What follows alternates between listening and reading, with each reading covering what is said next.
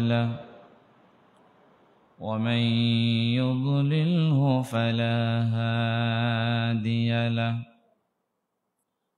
نشهد أن لا إله إلا الله وحده لا شريك له ونشهد أن سيدنا ونبينا وحبيبنا ومولانا وأولانا محمدا عبد الله ورسوله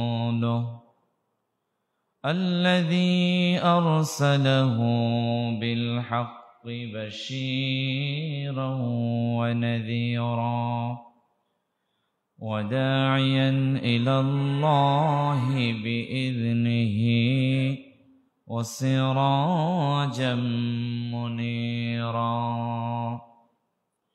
فقد قال الله تعالى في شان حبيبه إن الله وملائكته يصلون على النبي يا أيها الذين آمنوا صلوا عليه وسلموا تسليما اللهم صل على سيدنا مولانا محمد وعلى آل سيدنا مولانا محمد بلغ العلا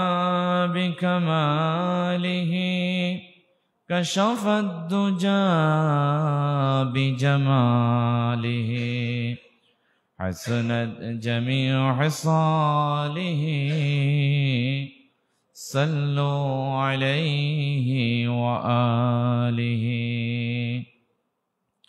সবাই পড়ি রব্বি জিদনি ইলমা রব্বি ইশরাহ লি সাদরি ওয়া ইয়াসসির লি আমরি واحلل عقدة من لساني يفقه قولي سبحانك لا علم لنا إلا ما علمتنا إنك أنت العليم الحكيم الحمد لله আল্লাহ তাআলার দরবারে লাখো কোটি শুকরিয়া জ্ঞাপন করছি যে মহান রব্বুল ইজ্জত ওয়াল জালাল আমাদেরকে অসংখ্য মানুষ থেকে বাছাই করে আগেভাগে সাইয়্যিদুল আইয়াম সপ্তাহের শ্রেষ্ঠ দিনে জুমার নামাজ আদায় করার লক্ষ্যে বিশেষ করে রমজান মাসের প্রথম জুমা আদায় করার লক্ষ্যে আগেভাগে মসজিদে এসে উপস্থিত হবার সৌভাগ্য যিনি নসিব করেছেন তার শেখানো ভাষায় আমরা কালিমাতুশ শুকর পাঠ করছি আলহামদুলিল্লাহ সবাই পড়ছি রব্বানা লাকাল হামদ হামদান কাসীরান তাইয়িবান মুবারাকান ফীহি ইয়া রাব্বি লাকাল হামদু কামা ইয়ানবাগি লিজালালি ওয়াজহিক ওয়া আযীমি সুলতানিক আল্লাহু আকবার কাবীরা আলহামদুলিল্লাহি কাসীরা ওয়াসুবহানাল্লাহি বুকরাতাও ওয়া আসীলা আলহামদুলিল্লাহ আমরা প্রশংসা করে নিলাম আমাদের পক্ষ থেকে অসংখ্য দরুদ ও সালামের হাদিয়া পৌঁছে যাক পেয়ারা হাবিব সাল্লাল্লাহু আলাইহি ওয়াসাল্লামের উপর আমরা সবাই পড়ছি সাল্লাল্লাহু আলাইহি ওয়াসাল্লাম সাল্লাল্লাহু আলাইহি ওয়াসাল্লাম আল্লাহুম্মা সাল্লি ওয়া সাল্লিম আলা হাবিবিনা মুহাম্মদ আল্লাহুম্মা সাল্লি ওয়া সাল্লিম আলা নাবিয়্যিনা মুহাম্মদ আলহামদুলিল্লাহ আমরা গত জুমায় আলোচনা শুনেছি বা এই মসজিদে গত জুমায় আলোচনা হয়েছে রমজানের প্রস্তুতি নিয়ে আর আজকের আলোচনার বিষয় হচ্ছে আহকামে সিয়াম ও কিয়াম।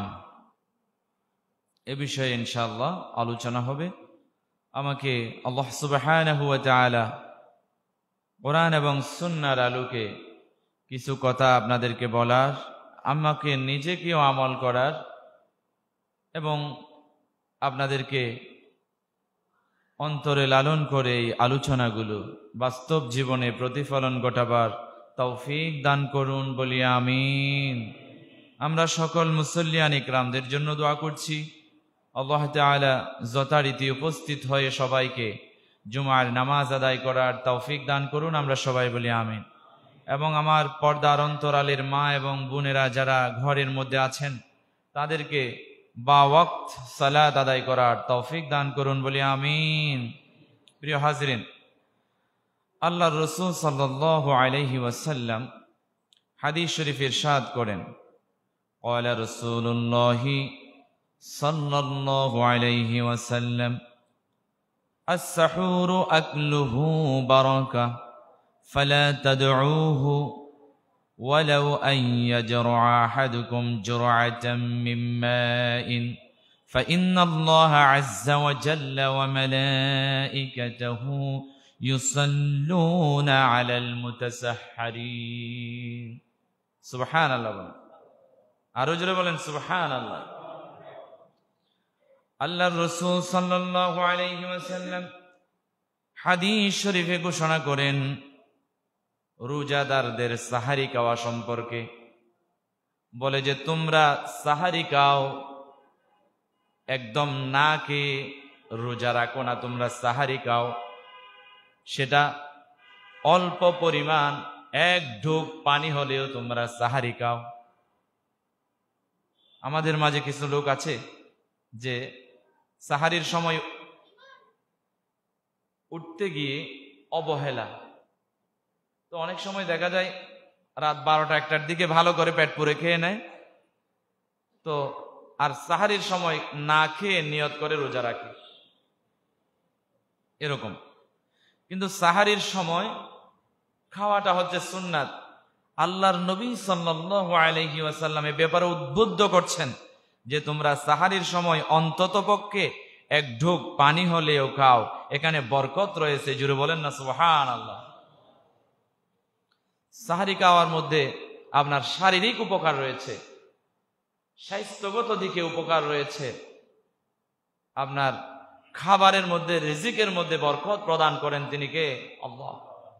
সুতরাং আল্লাহর নবী সাল্লাল্লাহু আলাইহি ওয়াসাল্লাম বলছেন তোমরা সাহারি খাও, কেননা সাহারিতে বরকত রয়েছে, তোমরা অন্ততপক্ষে এক ঢোক পানি হলেও খাও।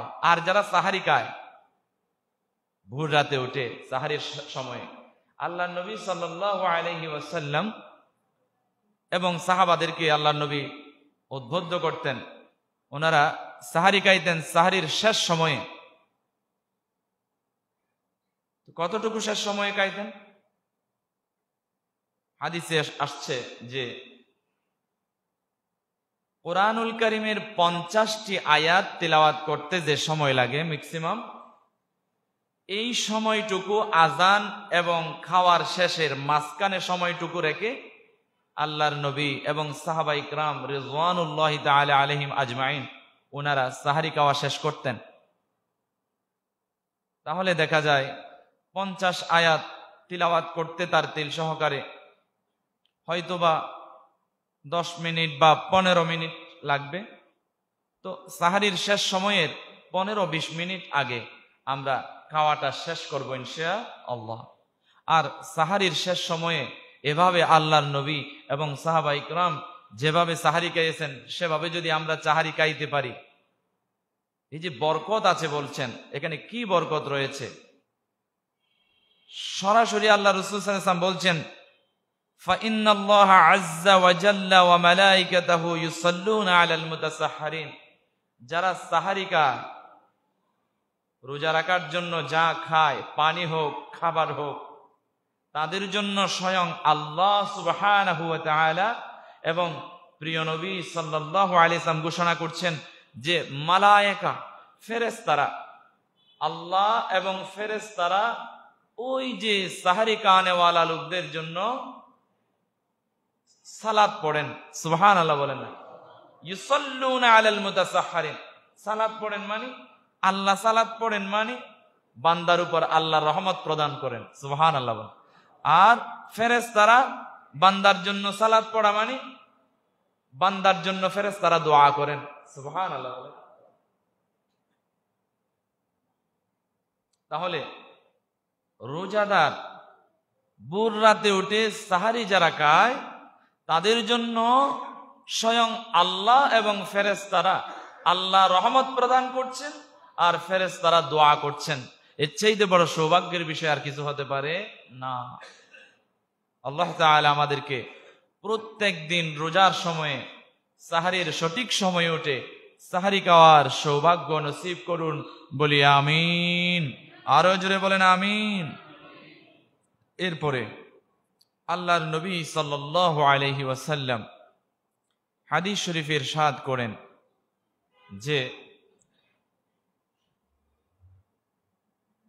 আনা মা'শারাল আম্বিয়া আমিরনা বিতা'জিলি ফিত্রিনা ওয়া তা'খিরি সুহুরিনা। যে সাহারি খাওয়া এবং ইফতারি সম্পর্কে আল্লাহর নবী সাল্লাল্লাহু আলাইহি ওয়াসাল্লাম হাদিস শরীফে ঘোষণা করছেন যে আমরা নবীদেরকে আল্লাহ তাআলা আদেশ করেন যে ইফতারের সঠিক সময়ে সময় শুরু হওয়ার সাথে সাথে যেন আমরা ইফতার করি এবং ওয়া তা'খিরি সুহুরিনা এবং সাহারির শেষ সময়ে যেন আমরা সাহারি খাই। তাহলে আল্লাহ নবী সাল্লাল্লাহু আলাইহি ওয়াসাল্লাম এবং অন্যান্য নবীগণকে আল্লাহ তাআলা ইফতার এবং সাহারির ক্ষেত্রে যে আদেশ করেছেন সেটা হচ্ছে ইফতারের সঠিক সময়ে তড়িঘড়ি করে সঠিক সময়ে ইফতার করা। এটার মধ্যে বরকত রয়েছে, এটার মধ্যে কল্যাণ রয়েছে। সুবহানাল্লাহ বলে। এক হাদিসে পাওয়া যায় আল্লাহ নবী সাল্লাল্লাহু আলাইহি ওয়াসাল্লাম ঘোষণা করছেন যে যে সমস্ত বান্দা বান্দিনীরা সঠিক সময়ে মানে ইফতারের সময়টা হওয়ার পরে দেরি করবে না। কিছু মানুষ আছে ইফতারের সময় হয়েছে বলে যে মসজিদে আজান হোক, বসে থাকে। বলে যে ওই সাইলেন্টটা আসে নাই, বসে থাকে। অথচ ইফতারের টাইম হয়েছে, ঘড়ি আছে, এখন আধুনিক যুগ, কিন্তু বসে আছে মসজিদের আজানের জন্য, মসজিদের মাইক থেকে সংকেত দেওয়ার জন্য। বসে থাকার কোনো সুযোগ নাই। এখন আধুনিক যুগ, আপনার ঘরে মোবাইল আছে, টাইম হয়েছে, আপনি ইফতার শুরু করে দেন। এটার মধ্যে বরকত, এটার মধ্যে কল্যাণ। আল্লাহ নবী সাল্লাল্লাহু আলাইহি ওয়াসাল্লাম ঘোষণা করছেন যে যে সমস্ত উম্মত আল্লাহর বান্দা বান্দিনীরা আল্লাহর নবীর উম্মতের নরনারীরা যতদিন পর্যন্ত রমজানের রোজা রাখার পরে ইফতারের সঠিক সময়ে ইফতার করবে তারা আল্লাহ তাআলার পক্ষ থেকে বিশেষ কল্যাণ এবং মর্যাদা পেতে থাকবে। জোরে বলেন সুবহানাল্লাহ। এজন্য ইফতারি সামনে নিয়ে বসে থাকার দরকার নাই, সঠিক সময় ইফতার করবেন। যতক্ষণ ইফতারের সময় হয় নাই ততক্ষণ অপেক্ষা করবেন। ইফতারের সময় শুরু, আর দেরি করবেন না। কে আসছে কে আসছে না এটা দেরি করা যাবে না, আপনিই শুরু করে দেন। আপনি আসছেন, আপনিই শুরু করে দেন। আপনার বাবার জন্য অপেক্ষা করা যাবে না, মায়ের জন্য অপেক্ষা করা যাবে না, স্ত্রীর জন্য অপেক্ষা করা যাবে না। আমাদের মধ্যে কিছু স্ত্রীদেরকে দেখা যায় যে হাজবেন্ড ওয়াশরুমে উজু কালাম করে আসতে আসতে ইফতারের সময় হয়েছে, একটু লেট হচ্ছে আসতে। এখন হাজবেন্ড ছাড়া ইফতারি করতে পারতেছে না। এই যে আবেগ, এই আবেগ সেখানে চলে না। হাজবেন্ড আসতেছে উজু করে, আপনি বসে থাকবেন না, ইফতারের সময় হয়ে গেছে, আপনি শুরু করে দেন। আপনার হাজবেন্ড এসে আপনার হাজবেন্ড শুরু করবে। আপনি অন্যান্য দিন দুপুর বেলা ভাত খাওয়ার সময় আপনার হাজবেন্ড আসতেছে, দেরি হচ্ছে, আপনার হাজবেন্ডের প্রতি ভালোবাসা, আবেগ, এগুলো তখন চলে। রাত্রিবেলা আসে না, আসতে দেরি হচ্ছে, আপনি না খেয়ে বসে আছেন, এটা ভালোবাসার বহিঃপ্রকাশ। এটার মধ্যে সওয়াব আছে, এটার মধ্যে ভালোবাসা বৃদ্ধি পায়। এটা করা যাবে। কিন্তু ইফতারের সময়, সাহারির সময় আপনার হাজবেন্ড উঠতেছে কি উঠতেছে না, আপনার বাবা উঠতেছে কি উঠতেছে না, এটা দেখার দরকার নাই। টাইম মতো আপনি খেয়ে ফেলেন। তাদেরকে ডাকেন সাধ্য মতো, ওরা আসতে লেট হলে আপনি শুরু করে দেন। আল্লাহ তাআলা আমাদের সবাইকে বুঝার তৌফিক দান করুন বলি আমিন। এরপরে আল্লাহ রাসূল সাল্লাল্লাহু আলাইহি ওয়াসাল্লাম একটি গুরুত্বপূর্ণ হাদিস ইরশাদ করছেন যে মান ফাত্তারা সাইমান কানা লাহু মিসলু আজরিহি গায়রা আন্নাহু লা ইয়ানকুসু মিন আজরি সাইমি শাইআন। মানুষকে ইফতারি করা সম্পর্কে, মানুষকে রোজাদারদেরকে ইফতারি করা সম্পর্কে আল্লাহর নবী উদ্বুদ্ধকরণে এই হাদিসটি আল্লাহর নবী ইরশাদ করেছেন। কি ফজিলতপূর্ণ, কি গুরুত্বপূর্ণ, কি মর্যাদা ইফতার যারা করায় রোজাদারদেরকে, তাদের ব্যাপারে আল্লাহর নবী ঘোষণা করছেন যে ব্যক্তি যে কোনো একজন রমজানের রোজা রেখেছে এমন রোজাদারদেরকে ইফতার করায়, সেটা হোক এক ঢোক পানি, হোক একটা খেজুর, যে কোনো একটা ইফতারি সামগ্রী দিয়ে ইফতারি করিয়েছে, আল্লাহর নবী সাল্লাল্লাহু আলাইহি ওয়াসাল্লাম বলছেন ওই ব্যক্তি আরো একটি রোজা রাখার সমপরিমাণ সওয়াব তার আমল নামায় যুক্ত হয়ে গিয়েছে। জুড়ে বলেন না সুবহানাল্লাহ। আল্লাহর নবী আবার এটাও বলেছেন যে একজন রোজাদারকে ইফতার করানোর ফলে একটা রোজার সমপরিমাণ সওয়াব যে ইফতার করিয়েছেন তাকে দেওয়া হচ্ছে। এই সওয়াব আবার যাকে ইফতার করাইছেন তার কাছ থেকে নেওয়া হবে না, এটা স্পেশাল আল্লাহর কুদরতি হজিনা থেকে, নিজস্ব তহবিল থেকে আল্লাহ তাআলা আপনাকে আর আমাকে সওয়াব দান করবেন। জুড়ে বলেন আল্লাহু আকবার। তাহলে আমরা চাইলে এই রমজান মাসে হাজার হাজার রোজা রাখার সওয়াব আমরা পেতে পারি। আপনি 1000 মানুষকে ইফতারি করাইছেন, আপনি একই দিনে 1000 রোজার সওয়াব পেয়েছেন। সুবহানাল্লাহ বলে, এখানে কোনো সন্দেহ নাই। আপনি যে রোজা রাখছেন সেটার মধ্যে ভেজাল থাকতে পারে, সেটার মধ্যে আপনার নিয়ত পরিশুদ্ধ না হতে পারে, সেটার মধ্যে আপনার রোজা রেখে রোজাটা সঠিকভাবে পালন করানোর্থে যে কার্যাদি আছে এই কার্যাদি পালন না করার ফলে আপনার রোজা ভেঙেও যেতে পারে। অথবা আপনি রোজা রাখলেন অশ্লীল কাজ ছাড়েন নাই, রোজা রাখলেন গুনাহ ছাড়েন নাই, এই সমস্ত কাজের কারণে আপনার রোজাটা শুধু উপবাসে পরিণত হয়েছে, এমনও হতে পারে। তবে আপনি যদি আপনার হক হালালি ইনকাম থেকে 1000 কেন 1,00,000 মানুষকেও যদি একই দিনে বা 5 দিনে 10 দিনে বা পুরা রমজান মাসে আপনি 1,00,000 মানুষকে যদি অন্ততপক্ষে একটা খেজুর দিয়েও ইফতারি করান, অথবা আপনি শুধু এক গ্লাস পানি দিয়েও ইফতারি করান, তাহলে আপনি 1,00,000 সওয়াব, 1,00,000 রমজানের রোজা রাখার সওয়াব পেয়ে যাবেন। সুবহানাল্লাহ। আমি হাদিসের আলোকে বলছি। তাহলে আমরা প্রিয় ভাইরা, আমাদের মধ্যে যাদের সামর্থ্য নাই যে ইফতার সামগ্রী বিলীন করবার জন্য, বা কাউকে হঠাৎ করে প্রত্যেক দিন বা কোনো একদিন ইফতারি করানোর ব্যবস্থা আমি নিজে খাইতে পারছি না, অনেক মানুষ আছে নিজে খাইতে পারে না, আবার অন্যদেরকে কিভাবে ইফতারি দিয়া একটা স্পেশাল রোজার সওয়াব গ্রহণ করবে, তাদের ব্যাপারে বলছি। আপনার ঘরে হয়তো ইফতারি কম আয়োজন, আপনি দিতে পারেন না কাউকে, আপনার ঘরে সদস্য বেশি, আপনিও সওয়াব পেতে পারেন। কিভাবে? একটু কৌশল জেনে নেন।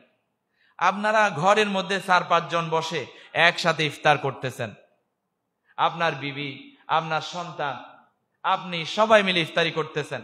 এখন যা আয়োজন হয়েছে তা থেকে একটু আপনার আম্মুকে তুলে দিলেন, তা থেকে আপনার আব্বুকে তুলে দিলেন, তা থেকে আপনি আপনার স্ত্রীকে তুলে দিলেন, শুধু নিয়ে দিলেন। অথবা 1 গ্লাস পানি আপনি জগ থেকে ঢেলে দিয়ে দিলেন, অথবা 1 গ্লাস শরবত বা জুস আপনি নিজে একই ঘরে, আবার ঘর থেকে বেরও হতে হচ্ছে না। এটা যাদের সামর্থ্য নাই তাদের ক্ষেত্রে বলছি। আপনি আপনার ঘরে যাদের সামর্থ্য আছে তারাও করবেন এই আয়োজনটা, এটা সুন্নাহ। আপনি চাইলে আপনার সন্তান আপনাকে তুলে দেবে একটা খেজুর, আব্বু নেন, আপনি আপনার সন্তানকে তুলে দেবেন, স্ত্রীকে তুলে দেবেন। আপনিও আল্লাহ নবী সাল্লাল্লাহু আলাইহি ওয়াসাল্লামের হাদিসের আলোকে আমি বলতে পারি, আপনিও একটা রোজার সওয়াব, স্পেশাল রোজার সওয়াব আপনি পাচ্ছেন। জোরে বলেন না সুবহানাল্লাহ। এরকম যদি প্রত্যেকদিন ইফতারের সময় আপনার ঘরের 5 জন সদস্যকে আপনি হাতে তুলে দেন ইফতার সামগ্রী, আপনার ঘরের আয়োজন থেকে তুলে দেন, আপনি 5টা স্পেশাল রোজার সওয়াব পাবেন। জোরে বলেন না সুবহানাল্লাহ। কি সুন্দর ইসলাম, কি সুন্দর রমাদান। তো সুতরাং আমরা একে অপরের রমজানটাকে সুন্দর এবং আনন্দঘন মুহূর্তে পরিণত করি, মজাদার করি। এবং যারা ইফতার করতে পারে না, তাদের সামর্থ্য নাই, ভালো কিছু আয়োজন করে খেতে পারে না, তাদেরকেও আমরা সুন্দর একটা আয়োজন উপহার দিই। আল্লাহ আমাদের সবাইকে তৌফিক দান করুন বলি আমি। এরপরে আল্লাহ নবী সাল্লাল্লাহু আলাইহি ওয়াসাল্লাম এই রমজান মাসের গুনাহ মাফের ক্ষেত্রে গিয়া, রমজান পেয়ে এই রোজা যেন আমরা ইখলাসের সহিত, পরহেজগারিতার সহিত, নেক নিয়ত নিয়ে গুনাহ মাফের আশায়, সওয়াবের আশায় যদি আমরা রাখতে পারি, আল্লাহ সুবহানাহু ওয়া তাআলা বান্দার জীবনের সব গুনাহ মাফ করে দেবে। জোরে বলেন সুবহানাল্লাহ। আল্লাহর নবী ইরশাদ করেন, মান সামা রমাদানা ঈমানান ওয়া ইহতিসাবান গুফিরা লাহু মা তাকদ্দামা মিন যামবিহি। আল্লাহর নবী বলেন, যে ব্যক্তি রমজান মাসে ইখলাসের সহিত গুনাহ মাফের আশায়, সওয়াবের আশায় রোজা সিয়াম সাধনা করে, আল্লাহ সুবহানাহু ওয়া তাআলার প্যারা হাবিব সাল্লাল্লাহু আলাইহি ওয়াসাল্লাম বলছেন যে তার গুনাহগুলো আল্লাহ তাআলা এই রমজান মাসে ঝরিয়ে ফেলবেন, মুছে ফেলবেন। সুবহানাল্লাহ বলেন। সুতরাং আল্লাহ তাআলা আমাদেরকে একনিষ্ঠ নিয়তে গুনাহ মাফের আশায়, সওয়াবের আশায় আমরা রোজাগুলো রাখি। কাউকে দেখানোর উদ্দেশ্য নয়, আনুষ্ঠানিকতার উদ্দেশ্য নয়। রোজা রাখবো আল্লাহকে দেখানোর জন্য, রোজা রাখবো, সিয়াম সাধনা করব বিরত থাকার জন্য, গুনাহ থেকে প্র্যাকটিস করার জন্য, গুনাহ থেকে কিভাবে বিরত থাকা যায়। এটা সারা বছরের প্র্যাকটিস, যে একটা বছর আপনি গুনাহ থেকে কিভাবে বেঁচে থাকবেন, এটার একটা প্র্যাকটিস। যে রমজান মাসে যেমন আল্লাহ আমাকে দেখছেন, আপনাকে দেখছেন, যে আপনি সারাদিন না খেয়ে থাকছেন, যে খেয়ে ফেললে আপনার রোজা ভেঙে যাবে, আল্লাহ দেখছেন। ঠিক তেমনি ভাবে আপনি যে রাতের অন্ধকারে যা করছেন, দিনে যা করছেন, গোপনে যা করছেন, প্রকাশ্যে যা করছেন, সবকিছু আল্লাহ দেখছেন। এটার প্র্যাকটিস হচ্ছে রমজান মাসে বিরত থাকার মাধ্যমে। সিয়াম মানে হচ্ছে বিরত থাকা, তার মানে সকল প্রকার অশ্লীলতা, অযাচিত কথা, অনৈতিক, খারাপ, অশ্লীল কাজ, ফাহেসা কাজ, গর্হিত কাজ থেকে নিজেকে বিরত রাখার মানে হচ্ছে রোজা। রোজা মানে শুধু উপবাস থাকা নয়। এজন্য প্রিয় হাজরিন, আল্লাহর নবী সাল্লাল্লাহু আলাইহি ওয়াসাল্লাম বলছেন এই ব্যাপারে, রুব্বা সাইমিন লাইসা লাহু মিন সিয়ামিহি ইল্লাল জু' ওয়া রুব্বা কাইমিন লাইসা লাহু মিন কিয়ামিহি ইল্লাস সাহর। এমন কিছু রোজাদার আছে যে তার রোজার ক্ষেত্রে গিয়া উপবাস ছাড়া কিছুই পাওয়া যায় না, শুধু উপবাস। আবার এমন কিছু রোজাদার আছে তার রোজার মাধ্যমে সে শুধু এমনে কিয়াম করলো রাত্রিবেলা, শুধু কিয়াম ছাড়া কিছুই পাওয়া যায় নাই, সেখানে ইবাদত আল্লাহর দরবারে কবুল হচ্ছে না। সেগুলো কেন হচ্ছে না জানেন? এক নাম্বার হচ্ছে, এখানে দুইটা কথা বলা হচ্ছে। এক নাম্বার হচ্ছে, কিছু মানুষ রোজা রাখছে, শুধু উপবাস থাকছে, তাদের রোজার মাধ্যমে কোনো ফায়দা হচ্ছে না। আর রাত্রিবেলা কিয়াম করছে, তাদের শুধু কিয়ামটাই পাওয়া যাচ্ছে, এই কিয়ামের মাধ্যমে কোনো বরকত, মর্যাদা, ফজিলত হাসিল হচ্ছে না। কেননা রোজাও রাখছে, সে অন্যায় ছাড়তে পারে নাই, রোজা রাখছে হারাম ছাড়তে পারে নাই, রোজা রাখছে জুলুম ছাড়তে পারে নাই, রোজা রাখছে সমস্ত গুনাহের কাছ থেকে সে বিরত থাকতে পারে নাই। তার রোজা উপবাস ছাড়া কিছুই না। এরপরে দেখা যাচ্ছে রাত্রিবেলা কিয়াম করছে, তারাবির নামাজ পড়ছে, সবকিছু করছে, কিন্তু তারাবির নামাজের মধ্যে তার রূহ ছিল না, ইয়াকিন ছিল না, যে নেক নিয়তে কোরআন পড়ে নাই, কোরআন বুঝে নাই, কোরআন শুনে নাই। এমনি আসছে, 10 জন যেভাবে আসছে তারাবি পড়ার জন্য, সেভাবে পড়ে চলে গেছে। লোক দেখানো, লৌকিকতা, শো আপ, এগুলো আল্লাহর দরবারে কবুল হবে না। কাজে আমাদেরকে একনিষ্ঠ নিয়তে, খালেস নিয়তে আমাদেরকে রোজা রাখতে হবে এবং রাত্রিবেলা কিয়াম করতে হবে। এখন দেখা যাবে আমাদের বিশেষ করে 6 রোজা শেষ হয়ে যাচ্ছে এখন, যে আমরা 1.5 পারা করে কোরআন শরীফ পড়েছি, এখানেও হয়তো 1.5 পারা করে 9 পারা শেষ হয়েছে। মূলত কষ্টটা ছিল একটু, আজ থেকে তেমন কষ্ট নাই, সূরা তারাবির মতো হয়ে গেছে। এই যে 1 পারা করে পড়বে, আজ থেকে 1 পারা, আমিও যেখানে পড়াই সেখানে 1 পারা করেই পড়বো। সুতরাং প্রিয় হাজিরিন, আমরা তারাবির নামাজে একদম খুশু হুজুর সহিত দাঁড়াবো, খালেস নিয়তে দাঁড়ায়া হাফেজে কোরআনরা যে কোরআন তিলাওয়াত করছে এগুলো খুব মন ভরে আন্তরিকতার সহিত মোহাব্বত নিয়ে আমরা তিলাওয়াত গুলো শুনবো। কেন জানেন? আল্লাহর নবী সাল্লাল্লাহু আলাইহি ওয়াসাল্লাম এবং তদানীন্তন সময়ে সাহাবা ইকরাম রিদওয়ানুল্লাহি তাআলা আলাইহিম আজমাইন তারাবির নামাজের মাধ্যমে হাদিস শরীফে আসছে 3 দিনের মধ্যে একটা খতম দিতেন। সুবহানাল্লাহ বলেন। 10 দিনের মধ্যে একটা খতম দিতেন। তাহলে 3 দিনে খতম দিয়ে বসে থাকতেন না, আরেকটা শুরু করে দিতেন, 3 দিন পরে আরেকটা শুরু করে দিতেন, এরকম প্রতিযোগিতা ছিল। আর আমাদের দেশে বাংলাদেশে আমরা আল্লাহর নবীর উম্মত, শ্রেষ্ঠ নবীর উম্মত, শেষ নবীর উম্মত হয়ে আমরা আরো বলি আশেকে নবী, আশেকে রাসূল দাবি করি। কেমন আশেকে রাসূল আপনি? আপনি তারাবির নামাজে দাঁড়ায় থাকতে পারেন না কিছুক্ষণ? কেমন আশেকে রাসূল? এই যে কয়েক রাকাত পরে আপনি দৌড় মারতেছেন। আপনার মতো আশেকে রাসূলের এই রোজায় কিয়াম কিছুই হবে না, কিছুই কবুল হবে না আল্লাহর দরবারে। আপনি একনিষ্ঠ নিয়তে ইমাম সাহেব বা হাফেজে কোরআনরা যতক্ষণ পর্যন্ত তারাবি পড়ায় ততক্ষণ দাঁড়িয়ে থাকেন, এটার মধ্যেই ফজিলত। জুড়ে বলেন সুবহানাল্লাহ। আল্লাহ নবী সাল্লাল্লাহু আলাইহি ওয়াসাল্লাম এবং সাহাবায়ে কিরাম রিদওয়ানুল্লাহি তাআলা আলাইহিম আজমাইন এবং তাবেঈনরা পর্যন্ত রমজান মাসের প্রায় 5 ঘন্টা 7 ঘন্টা পর্যন্ত রাত্রিবেলা শুধু দাঁড়িয়ে দাঁড়িয়ে কিয়াম করতেন। একেবারে তাহাজ্জুদের নামাজ পড়ে সাহরি খেয়ে ঘুমাইতেন প্রায় সময়। তো আমরা 1 ঘন্টা সময় ইমাম সাহেবের পিছনে, হাফেজে কোরআনদের পিছনে আমরা কি 1 ঘন্টা সময় দিতে পারবো না ইনশাআল্লাহ? আল্লাহ আমাদের সবাইকে তৌফিক দান করুন বলি আমিন।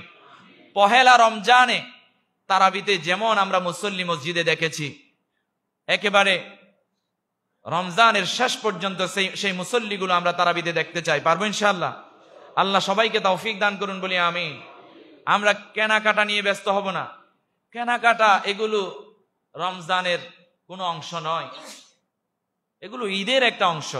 এগুলো আপনি চাইলে দিনের মধ্যে, রাতের মধ্যে যে কোনো একটা সময় করে নিতে পারেন। কিন্তু আপনার যে গুরুত্বপূর্ণ একটা মাস চলে যাচ্ছে, যেখানে নফল ইবাদত ফরজের সমান, আর একটা ফরজ 70 গুণ সওয়াব। জুড়ে বলেন আল্লাহু আকবার। এই যে আজকের জুমা, গত জুমার ব্যবধান কতটুকু জানেন? গত জুমা পড়েছিলাম আমরা, একটা জুমার সওয়াব পেয়েছি। আজকের জুমা পড়তে এসেছেন, আজকের জুমার যে ফজিলত, এটা 70টা জুমা পড়লে যে সওয়াব, সেই সওয়াব আল্লাহ আমাদের আমল নামাই দেবে। জুড়ে বলেন না সুবহানাল্লাহ। সুতরাং এই যে রমজান মাসের এই প্রত্যেকটা সেকেন্ড, প্রত্যেকটা মুহূর্ত আপনার জন্য, আমার জন্য এক বছর নয়, আরো বেশি সময়। আপনার জীবনের, আপনার হায়াতের চাইতে আপনি 70 বছর পাবেন, আপনি 50 বছর হায়াত পাবেন, এর চাইতেও বেশি মূল্যবান মনে করতে হবে আপনাকে। এর চাইতেও বেশি মূল্যবান সময় মনে করে আপনাকে কাজে লাগাতে হবে। বসে থাকার সুযোগ নেই। এজন্য আল্লাহ নবী সাল্লাল্লাহু আলাইহি ওয়াসাল্লাম বলেন, বা'দা মান আদরাকা রমাদানা ফালাম ইউগফার লাহু। যে ব্যক্তি রমজান মাস পেল আর রমজান মাস পেয়ে তার গুনাহগুলো মাফ করতে পারলো না, তার গুনাহগুলো ঝরাতে পারলো না, আল্লাহ নবী সাল্লাল্লাহু আলাইহি ওয়াসাল্লাম বলছেন যে ওই ব্যক্তির উপর আল্লাহর লানত, আল্লাহর অভিশাপ। জুড়ে বলেন না নাউজুবিল্লাহ। যা বলেন, রমজান মাস পেয়েও যারা তার গুনাহগুলো ঝরাতে পারলো না, তার মতো পোড়া কপাল, তার মতো বদনসিব আর কি হতে পারে? এই জন্য আল্লাহ নবী বলছেন যে তাদের উপর আল্লাহর লানত, আল্লাহর অভিসম্পাত। আর আল্লাহর লানত এবং অভিসম্পাত যার উপরে আছে, সে দুনিয়া এবং আখিরাত দুটাই ধ্বংস করেছে। জুড়ে বলেন নাউজুবিল্লাহ। আরো জুড়ে বলেন নাউজুবিল্লাহ। আল্লাহ আমাদেরকে এই রমজান মাস পেয়ে, রমজানের গুরুত্ব দিয়ে, মর্যাদা দিয়ে প্রত্যেকটা মুহূর্তকে কাজে লাগাবার তৌফিক দান করুন বলি আমিন। এরপরে আল্লাহর রাসূল সাল্লাল্লাহু আলাইহি ওয়াসাল্লাম আরেকটি হাদিসের মধ্যে ঘোষণা করছেন যে, মান কামা মাআল ইমামি হাত্তা ইয়ানসরিফা কুতিবা লাহু কিয়ামুল লাইলাতিন। এটা হচ্ছে যারা আপনারা কয়েক রাকাত তারাবি পড়ে চলে যান তাদের জন্য। আল্লাহর নবী বলছেন, যে ব্যক্তি ইমামের পেছনে তথা তারাবির নামাজ যে পড়ায় তার পেছনে শুরু থেকে শেষ পর্যন্ত তারাবি পড়লো, আল্লাহর নবী ঘোষণা করছেন, খুব ভালোভাবে মনোযোগ দেন, খুব সুন্দর, চমৎকার এবং মর্যাদাপূর্ণ একটি হাদিস। যে ব্যক্তি তারাবির ইমামের পেছনে শুরু থেকে শেষ পর্যন্ত এখানে বলা হচ্ছে না 8 রাকাত পড়ে চলে যাওয়ার জন্য, এখানে বলা হচ্ছে না 12 রাকাত পড়ে চলে যাওয়ার জন্য, এখানে বলা হচ্ছে না 4 রাকাত পড়ে চলে যাওয়ার জন্য, এখানে বলা হচ্ছে না ইমামের আগে দৌড় মারার জন্য। এখানে বলা হচ্ছে শুরু থেকে শেষ পর্যন্ত তারাবির ইমামের সাথে তারাবির নামাজ পড়লো। আল্লাহ নবী সাল্লাল্লাহু আলাইহি ওয়াসাল্লাম বলছেন ওই ব্যক্তি সারা রাত ধরে তারাবি পড়লে যে সওয়াব, সেই সওয়াব পেল। জোরে বলেন আল্লাহু আকবার। তাহলে 1 ঘন্টা সময় মসজিদে দিয়ে যদি সারা রাত তারাবির নামাজের সওয়াব পান, এর চাইতে মর্যাদা কি আর পৃথিবীতে কিছু আছে নাকি? নাই। আল্লাহ আমাদেরকে প্রত্যেক দিন তারাবির নামাজ ইমামের পেছনে পড়ার তৌফিক দান করুন বলি আমিন। শেষ পর্যন্ত থাকার তৌফিক দান করুন বলি আমিন। কোরআনকে মোহাব্বত করার, কোরআনকে বুঝার, আমল করার তৌফিক দান করুন বলি আমিন।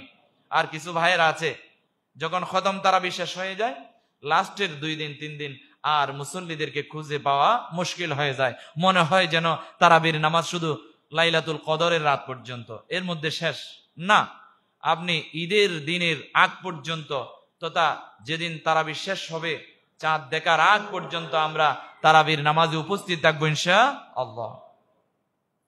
প্রিয় হাজরিন, সময় প্রায় শেষের দিকে।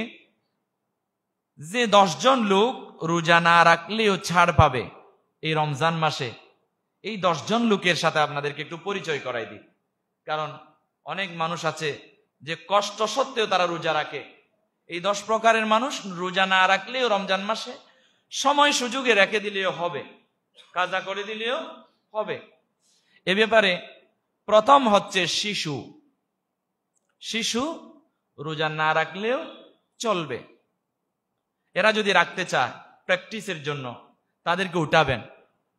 আর যদি এমনি রোজা রাখবে না, আপনার সাথে সাহারির সময় খেতে চায়, তাদেরকে আপনি ঘুম থেকে ডেকে দেবেন, খাওয়াবেন আদর বাসনা করে।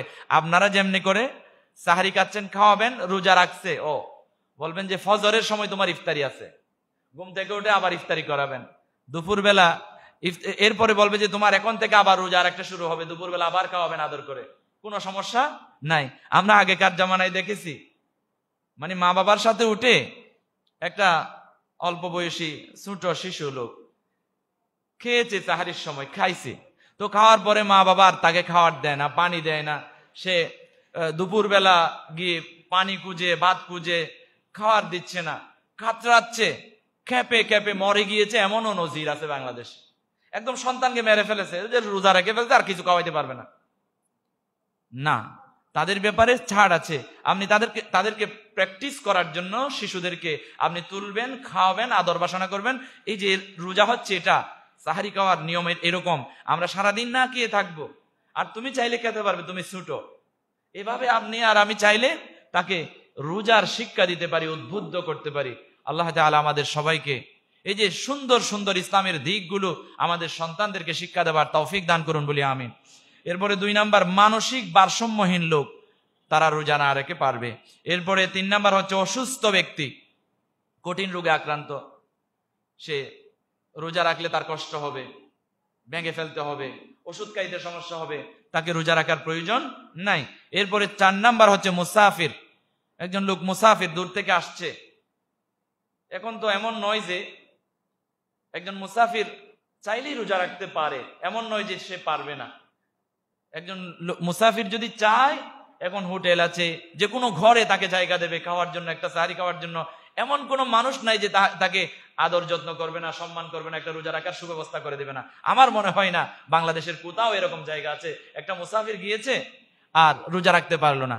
সুতরাং এটা হচ্ছে আগের জন্য। তবে চাইলে সে মুসাফির হিসাবে তার কর্মব্যস্ততার কারণে, তার কঠিন দৌড়াদৌড়ির কারণে চাইলে রোজা পরিহার করতে পারবে, পরে আবার রেখে দিতে পারবে ইনশাআল্লাহ।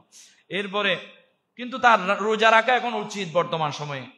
বর্তমান সময়ে রোজা রাখা উচিত, কেননা এমন কঠিন নয় যে বাংলাদেশের পরিস্থিতি যে মুসাফির হওয়ার পরে তাকে রোজা রাখতে হবে না, এমন পরিস্থিতি এখন আর নাই, আলহামদুলিল্লাহ। এরপরে 5 নাম্বার হচ্ছে খুবই বৃদ্ধ লোক, বার্ধক্যজনিত কারণে হঠাৎ পেশাব, হঠাৎ পায়খানা, বমি, মরে যাওয়া ভাব, যে কোনো সময় দুনিয়া থেকে বিদায় হতে পারে, এমন লোকগুলোকে আপনারা রোজা রাখার জন্য বাধ্য করবেন, এবং তারা রাখতে চাইলেও আরো রোজা থেকে আপনারা বারণ করবেন পারলে।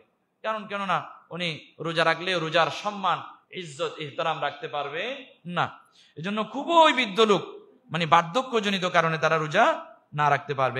এরপরে কঠিন পরিশ্রমী, যারা কঠিন পরিশ্রম না করলে সন্তানদেরকে খাওয়াইতে পারবে না, কঠিন পরিশ্রম না করলে রিজিকের ব্যবস্থা হবে না, তাহলে ওই রকম কঠিন পরিশ্রমী যারা আছে তারা চাইলে রোজা না রেখে পারবে, অথবা যেদিন তার সুযোগ সুবিধা হয় সেদিন রাখবে।